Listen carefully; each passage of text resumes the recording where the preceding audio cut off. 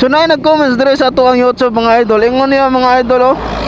Kaya ba Japon dol ang 1K a day sa delivery lang, wala lang passenger.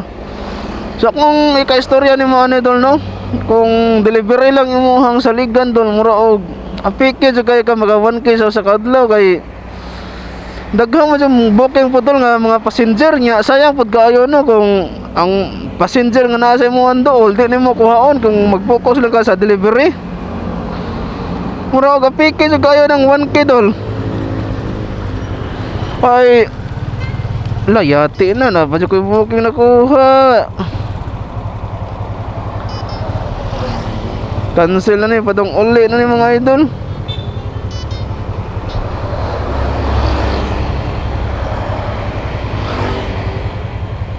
$33 nakalimot kog off sa ako ang auto assignment mga idol. Tapos padong na ko mo grahe nga na ay booking nga ni sulod. Ang distance is awa na ko ha dres asa to 1 point pila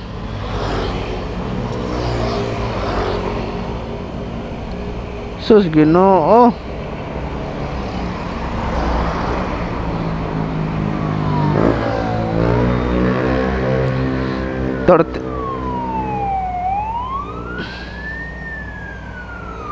Di masilbi oy.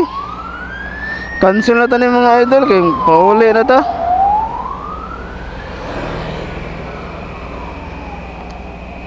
Cancel gid siya auto assignment mga idol nya. Di na ko ganahan makuha mga idol.